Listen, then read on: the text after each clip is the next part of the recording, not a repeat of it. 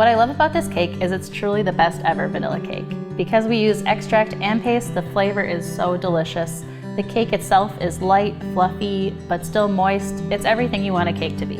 What I love best about this cake is that it uses two fats, the butter and the oil. I think that's pretty clever. And I also love that we infuse the sour cream with vanilla. That's really, really genius.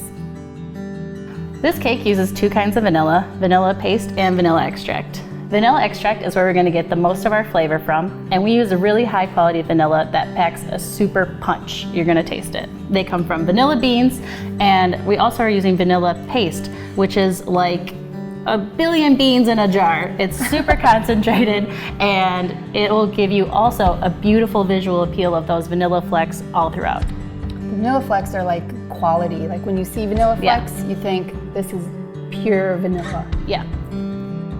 We're mixing our vanilla paste and extract into our sour cream, and this lets it bloom almost like a tea and enhances the flavor and creates like an infusion, and later on that flavor will be even stronger in our cake.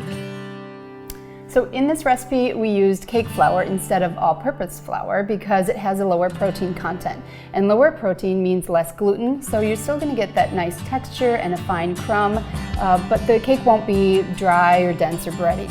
It'll be light and fluffy. And that's what you want. That makes cakes tender, moist, and flavorful, and that's why in this cake we use two. Butter for flavor and oil for moisture. Together they make a great cake. We divide the batter into 3 round baking pans for an impressive layered cake, but this recipe is so adaptable. You could turn it into a 13 by 9, a sheet cake, a bundt cake, cupcakes. Sky's the limit. To tell if your cakes are done, you'll use the toothpick test, and when your toothpick comes out clean, you're good to go. If you love frosting, you're gonna love this recipe. This recipe is a Swiss buttercream, and it's creamy, buttery, delicious, and it's great for piping and stacking. Swiss buttercreams are far superior to American buttercreams in my opinion, and they're a little bit more effort, but definitely worth it in the end.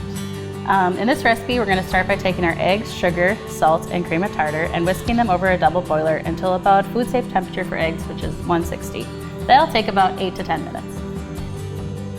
And then we transfer that to the bowl of a stand mixer, and we're going to beat that until it's cooled about 90 degrees.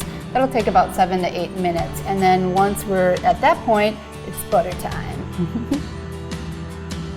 Get ready, because now we're going to add a lot of butter, but that's why we call it buttercream. That's the best part. We're going to add it in little by little, not all at once. You really want to incorporate it well. And once that's all in there, you can beat in the cooled white chocolate mixture.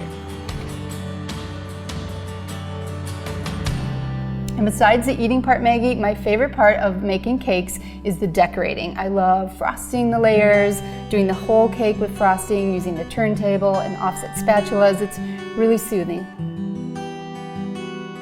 This cake is truly the best because it has all the ingredients in the right proportions. The fat, the sugar, the eggs, the flour, everything comes together just right to make a truly delicious cake.